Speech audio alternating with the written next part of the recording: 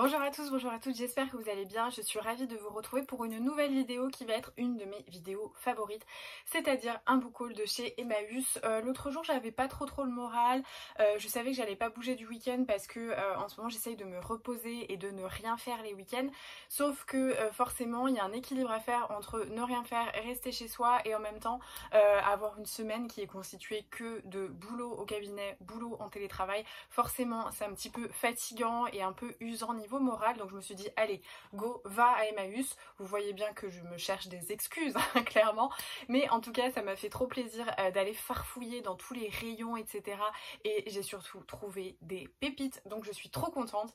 Il y a quand même une grosse pile comme vous avez pu le voir sur la miniature, donc on va commencer tout de suite en passant par les poches. Ça fait un petit moment que j'ai envie de relire La couleur des sentiments de Catherine Stockett. À l'époque, je l'avais emprunté en fait au CDI quand j'étais au lycée. Quand on avait fait un petit tour à Emmaüs avec ma meilleure amie Anaïs, je me souviens qu'elle l'avait acheté parce que c'est un de ses films préférés, alors film ou livre, je sais plus trop.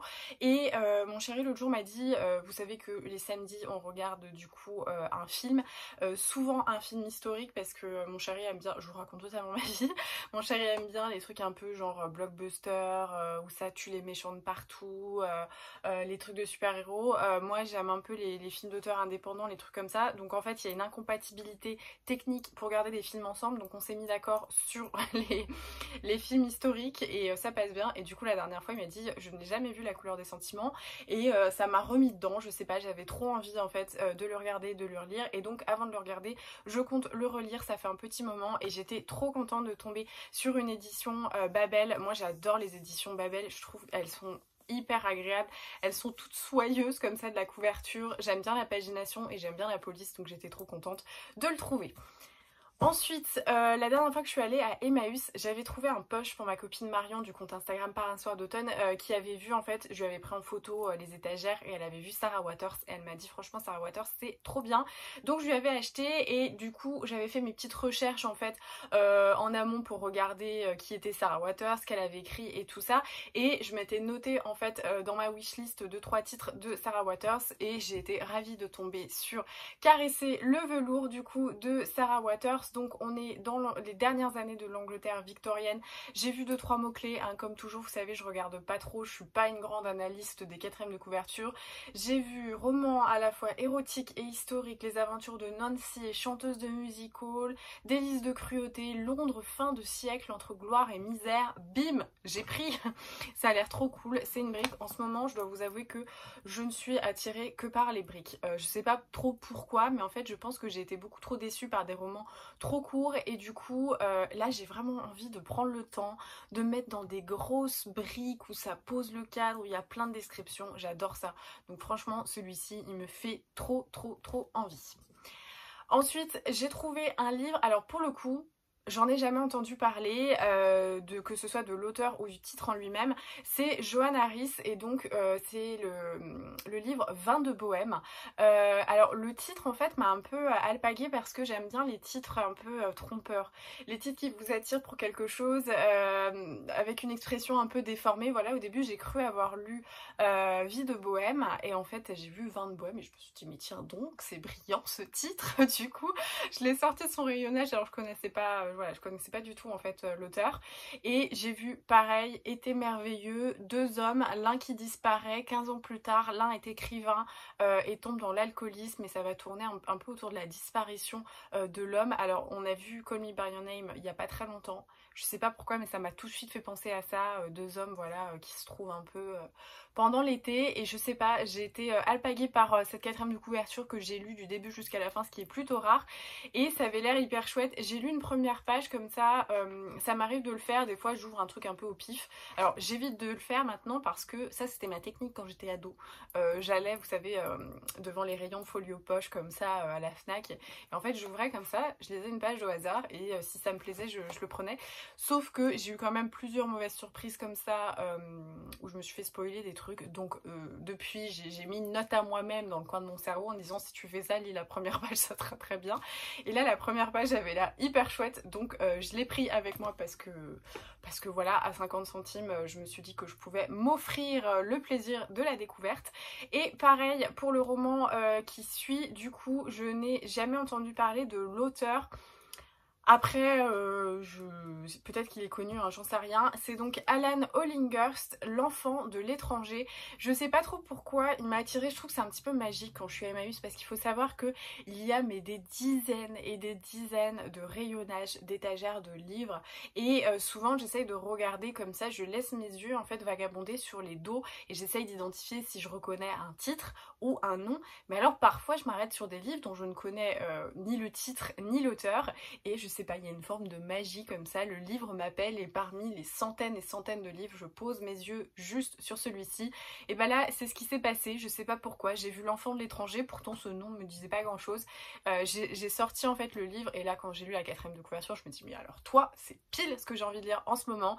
J'ai vu Secret de famille, j'ai vu 1913, j'ai vu Middlesex, Cambridge, un pacte secret entre étudiants, l'histoire qui va rejaillir quelques années après.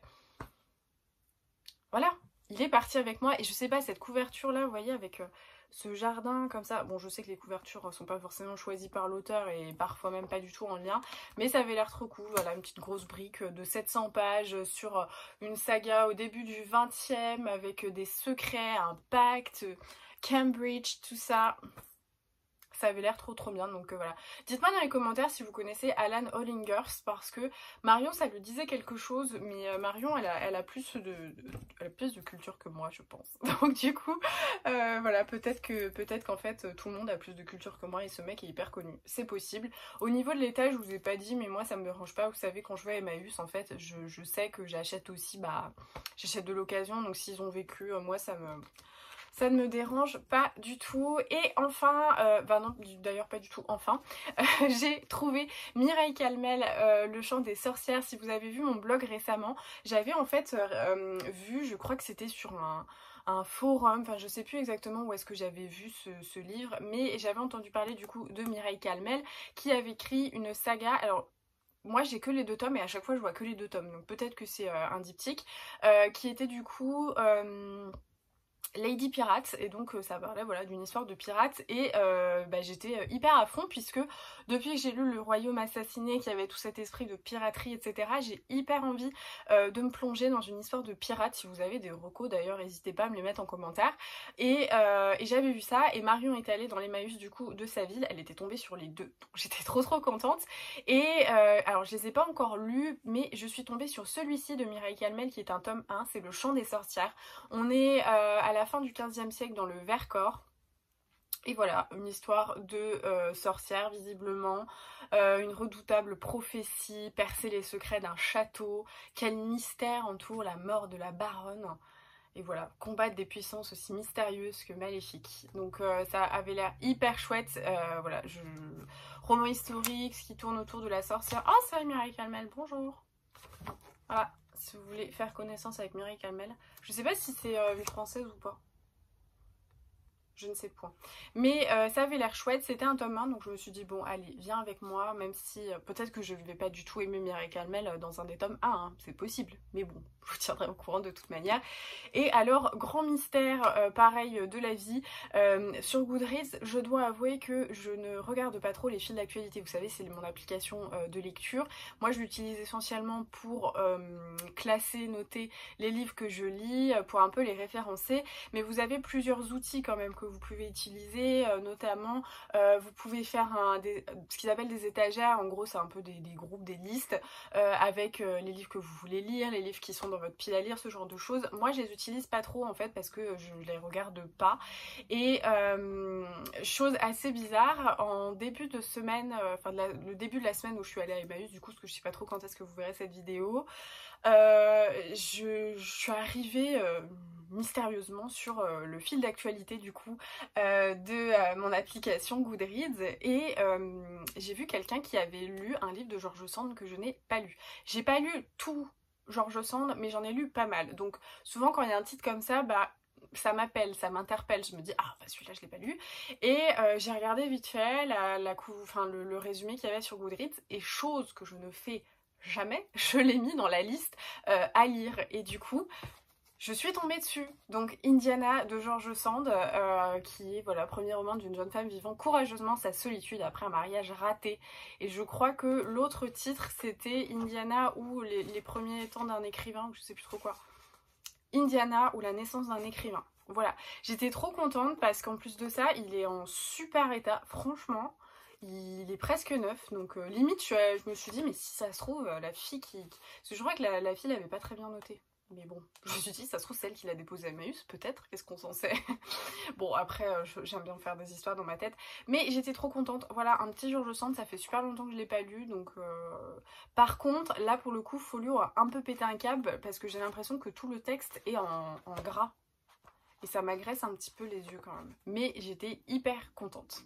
Voilà pour les poches, j'étais trop contente franchement de mes trouvailles de poches, c'était que des trucs cool, enfin voilà, je suis trop contente, je connais pas tout mais vraiment voilà, je suis rentrée, j'étais trop joyeuse d'avoir tout ça, j'ai des petites découvertes à faire en plus, voilà, à 50 centimes, c'est vrai que moi j'hésite pas trop parce que je me dis, bah au pire je les remets en boîte à livres ou des fois je les ramène à Emmaüs, donc voilà, j'étais hyper contente. On va passer maintenant au grand format, il y en a moins, il y en a un qui n'est pas pour moi et celui-ci...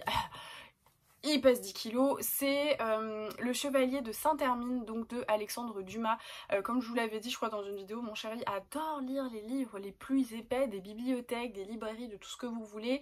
Il s'est fait Le Comte de Monte Cristo qui était comme ça. Là, il est en train de lire, alors je sais plus s'il est Notre-Dame de Paris ou Il est Misérable. Je crois qu'il est Notre-Dame de Paris. Mais en tout cas, voilà, il a acheté les livres les plus épais de la librairie et il a énormément aimé Le Comte de Monte Cristo. Et du coup, je suis tombée sur cette édition d'un Dumas, donc très épais, voilà. Il est plutôt chouette, en assez bon état. Voilà. J'ai même pas regardé à vrai dire de quoi ça parlait, mais je me suis dit qu'il aimait du coup Alexandre Dumas, donc autant continuer à le découvrir. Ensuite j'ai fait une trouvaille, je suis trop contente parce que j'avais envie de le lire mais à chaque fois je n'aimais pas les éditions qui sortaient, et c'est Au revoir là-haut de Pierre Lemaitre. Alors vous savez, il y a eu un film et du coup le livre de poche a réédité tous les poches avec la couverture du film. Alors la couverture du film effectivement elle est très belle, elle est très poétique, je l'aime beaucoup, mais je n'aime pas avoir les couvertures de films sur mes romans, d'autant plus que là, en fait, vous savez, le livre de poche, ils font beaucoup ça. Enfin, je pense que vous pouvez le voir là, en fait, ça dénote en fait. J'aime pas comme ça qu'ils nous mettent des dos de couleurs. Moi si j'aime les poches c'est parce qu'ils sont neutres, voilà. J'aime les poches neutres. Bon après c'est mon côté psychorigide de la bibliothèque, mais bref, du coup à chaque fois que je le trouvais d'occasion il était en poche avec cette couverture de film, et là j'ai trouvé le grand format en parfait état chez Albert Michel, encore avec son petit bandeau. Ça a été le prix Goncourt, donc je suis trop contente. Il est écrit extrêmement gros à l'intérieur mais du coup c'est assez... Oh, page 263-264 de la Maison d'Édouard. De la Maison d'Édouard. Qu'est-ce qu'il y a, page 263-264? Vous voyez, c'est très mystérieux comme ça. Les livres d'occasion, ils ont déjà une histoire avec leur ancien propriétaire. Écoutez, on parle pas d'Édouard, hein. Bon, j'enquête et je vous tiens au courant sur qui est cet Édouard et qu'est-ce qui se passe dans sa maison. Ensuite j'ai trouvé un roman pareil, je n'en ai jamais entendu parler, mais le titre m'a tout de suite appelée, voilà, mes yeux se sont bloqués sur lui. C'est Nous sommes éternels de Pierrette Fleutiot. Je ne connais pas cet auteur, je ne connais pas ce titre, je ne connais rien de cette histoire, mais la quatrième de couverture m'a... voilà, j'ai vu L'amour de Dan et Estelle, mais l'histoire jette des ombres très longues. Ensuite j'ai puisé comme ça quelques mots-clés, les surprises se succèdent, on passe dans un loft d'un chorégraphe à New York, dans un illustre restaurant à Vienne. Chaque personnage a son regard et essaie à sa façon de faire face à la grande question que lui pose son destin, le mal, la mort, qui reste avant tout de cette histoire un amour fou, inouï, qui emporte deux très jeunes gens au-delà de toute limite. Ça a l'air super chouette. C'est un énorme bouquin, franchement pour le coup, si je le sors avant Belle du Seigneur, c'est que je suis d'une extrême mauvaise foi. Il fait 820-830 pages, mais je sais pas, j'étais un peu... ouais, j'étais appelée parce que, d'une part, j'en ai jamais entendu parler, la couverture avait l'air chouette, le titre me semble hyper mystérieux, donc voilà, j'étais trop contente de tomber dessus. Et alors là, c'est pareil, trop contente de mon affaire et de ma trouvaille. Vous savez que dans mon avant-dernier update lecture, je sais pas trop quand est-ce qu'on sera après cette vidéo, je vous ai parlé du livre Rien n'est noir, du livre de poche écrit par Claire Brevest, donc qui retrace un petit peu la vie de Frida, et je vous ai dit, moi j'ai lu beaucoup de choses sur Frida, tout ça, et très récemment, donc Maïté du compte Instagram Mademoiselle Lit a montré un petit peu sa collection, je crois, de romans sur Frida. Enfin, elle disait qu'elle aimait beaucoup, et j'en ai vu un. Alors c'est vrai qu'en fait j'avais déjà vu ce titre plusieurs fois, mais je m'étais pas trop en fait arrêtée sur lui, et du coup après avoir été vraiment envoûtée par ce roman, j'avais prévu de le récupérer, et là j'ai commencé à regarder sur Vinted. Alors j'ai mis des petits livres en favoris, tout ça, et là je suis tombée dessus à 1,50 € en parfait état, donc Diego et Frida de J.M. Leclésio. Je sais pas trop exactement en fait ce que c'est, si c'est pareil l'histoire de Diego et Frida ou si c'est fait autrement, mais en tout cas voilà, j'étais trop contente parce qu'à l'intérieur il y a des photos du coup de peinture, des photos de leur intimité, donc j'étais vraiment hyper contente parce que ça tombait extrêmement à pic. Voilà, c'est tout pour mes petites trouvailles de Emmaüs. J'espère que cette vidéo vous aura plu. N'hésitez pas à me dire dans les commentaires si vous connaissez les auteurs que du coup je ne connaissais pas du tout, si vous avez lu certains livres de cette pile que j'ai ramené d'Emmaüs. Moi je suis trop contente. Pour info, j'en ai eu pour le tout pour 9 € et franchement c'est tellement chouette parce que maintenant vous avez quand même des poches qui sont à 9,80 €, donc j'étais trop contente d'avoir tous ces livres pour pas grand chose. En plus il y a plein de nouvelles découvertes, il y a des choses que je cherchais, donc moi c'est toujours un bonheur d'aller farfouiller à Emmaüs, j'adore ça. En plus le coin des livres c'est vraiment le coin, enfin en tout cas dans mon Emmaüs c'est un coin qui est totalement abandonné, il n'y a jamais personne, donc souvent je peux passer des heures et des heures dans les étals et c'est hyper agréable. En plus souvent, alors je sais pas pourquoi mais à chaque fois que j'y vais il pleut, et du coup c'est peut-être lié à mon état d'esprit, je sais pas, mais en même temps j'adore la pluie donc pas forcément, mais bon, à chaque fois que j'y vais il pleut et du coup j'entends le bruit comme ça sur la tôle et c'est hyper agréable. C'est vraiment un petit moment que j'adore. Je pense que toute ma vie j'irai farfouiller à Emmaüs comme je le faisais quand j'étais ado pour pouvoir assouvir ma soif de lecture. En tout cas merci d'avoir regardé cette vidéo, j'espère que ça vous aura plu, que ça vous aura donné envie d'aller chiner des livres ou de noter quelques titres dans votre pile à lire. En tout cas n'hésitez pas à me dire ceux qui vont rejoindre votre wishlist ou pas. Merci d'avoir regardé cette vidéo, comme toujours n'oubliez pas un petit pouce levé, c'est hyper important, de vous abonner également, même si vous venez régulièrement farfouiller, un petit abonnement ça fait toujours plaisir, et n'hésitez pas à partager cette vidéo sur les réseaux sociaux, notamment sur Instagram. Je partage toujours vos petits instants visionnage et ça me fait toujours plaisir, donc merci beaucoup, je vous dis à très vite et je vous embrasse.